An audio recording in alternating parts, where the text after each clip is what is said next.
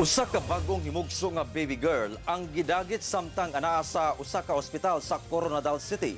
Babaeng sospek nga nagpakaaron ingnon nga nurse, nadakpan human gipa-check up ang bata sa laing ospital. Ani ang detalye. Sa viral post sa social media sa mismong amahan, gipadayag niini nga gidagit ang iyang bagong himugso nga anak nga babayi sa sulod sa Provincial Hospital sa Coronadal City sa South Cotabato nga nahitabo banda alas 10 sa buntag adlawng Domingo.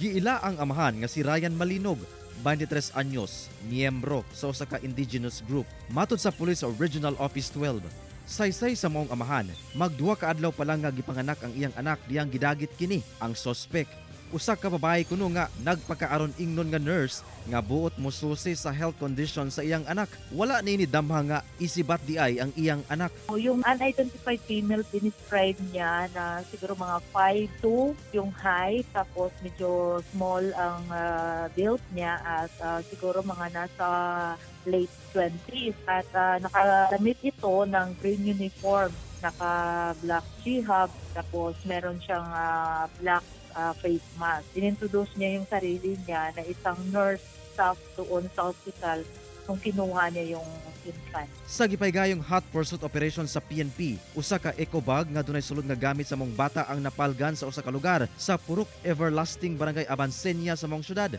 Gibilin daw kini sa sospek. Apan mag alas 7 Lunes sa gabi, nadakpan ang mong sospek human gipa-check up sa laing ospital ang bata. Nabantayan matud pa sa mga personahe sa ospital ang kadudahang lihok ni ini. Busag gireport nila kini sa kapulisan. Dihang nadakpan, positibo kining nailhan sa mga ginikanan sa mong bata. Matud sa PNP, saysay sa sospek, nakuhaan matud pa o nakasinati og miscarriage ang sospek maong nahimo niya ang krimen. Pinakauna na sinasabi is nag-excuse siya na hindi daw siya ang kumuha, na mayroon lang daw nagbigay sa kanya. But later on sa interview and further investigation, actually ginawa niya yon dahil parang nalaglagan siya last month, then hindi pinaalam doon sa kanyang partner. Ang ginawa niya, in replacement, kaya niya ginawa yun. Posibleng magatubang og kasong may kalapasan sa RA 7610 kon Special Protection of Children Against Abuse, Exploitation and Discrimination Act ang mong sospek nga ginakuhaan pa sa GMA Regional TV1 Mindanao og pahayag.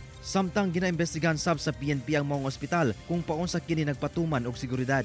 Most probably, akala ng mga security din doon sa provincial hospital ay talagang nurse siya. So hindi, yun pang tinitingnan natin, no, nandun yung ating mga investigator kung paano makapasok yung mga personnel nila at yung mga possible na ganyang ori na mga modus na magsusuot lang ng uniform. Okay lang ba na papasok without wearing IDs? Ginakuhaan pa og payag ang kabanay sa bata lakip na ang tagdumala sa maong ospital. Kauban si Gary Balantay ug Bong Vicencio, Efren Mamak, 1 Mindanao.